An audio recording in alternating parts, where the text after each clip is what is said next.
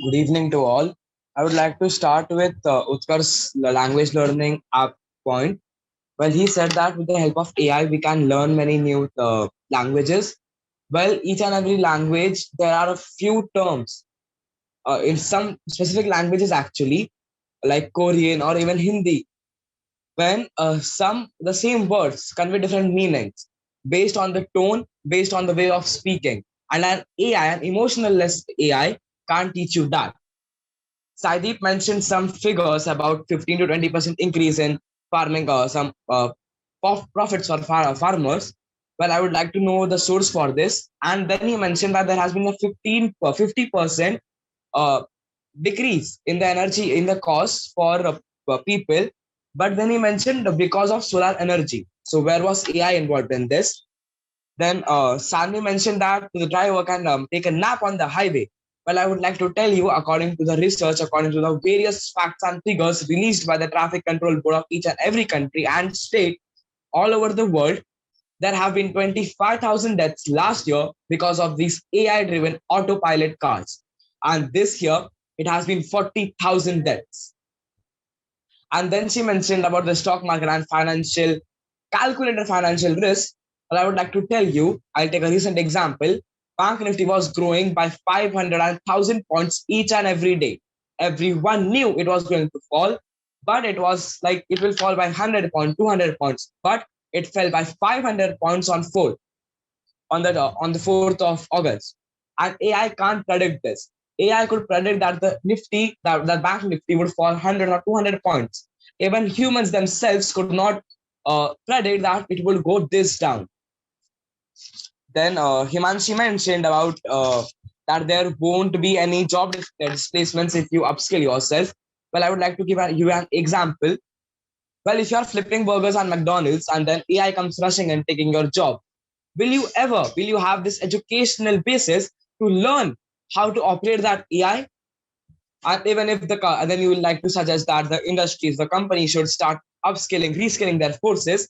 Well, how much time would this take? To learn some skill, you have to give at least 3 to 4 years. And AI has started taking jobs. Recently, it is taking jobs right now. And the thing about her that she said there is no bias. Well, yeah, she said that people are giving it data. There's a vast millions of data. Okay, very nice, like quantitative definition for data. Millions of data that is been provided to the AI. Well, Microsoft released a chatbot. I don't recall the name exactly.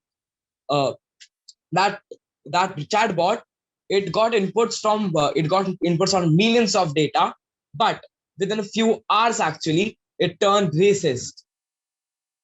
The chatbot's name, I'm able to remember it now, it's Stay. That chatbot, it turned racist. It was giving comments that was offending people, and that was because of the millions of data that was provided to it. Thank you. Now that my teammates have already spoken about many major threats of the ill use of AI, I would like to add a few points of my own to the already more than enough burden on Team Legend's AI supporting brain. Let me begin with social manipulation through AI algorithms. In 2019, a video of an apparently drunk Nancy Pelosi, a California Democrat, who was then US House Speaker, circulated online. The video was a deepfake. During the 2022 elections in Philippines, Ferdinand Marcos Jr. hired a TikTok troll army to capture the votes of younger Filipinos. And mind you, he is now the president of the archipelago. In July 2022, Joe Biden's video went viral with people claiming that the video is a deep fake. The video wasn't one, and this was confirmed by the president himself. No one knows what's real and what's not. So it really reads a situation where you literally cannot believe your own eyes and ears. You can't rely on what historically they have considered to be a best possible evidence. This is going to be a huge issue.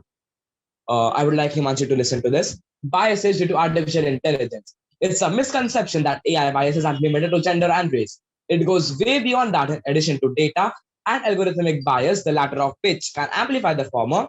AI is developed by humans, and humans are inherently biased. AI researchers are primarily people who are male, who come from certain racial demographics, who grew up in high socioeconomic areas, primarily people without disabilities. We are a fairly homogeneous population, so it's a challenge to think broadly about world issues. The limited experiences of AI creators may explain why speech recognition AI often fails to understand certain dialects and accents, or why companies fail to consider the consequences of a chatbot impersonating notice figures in human history. Skill loss in humans.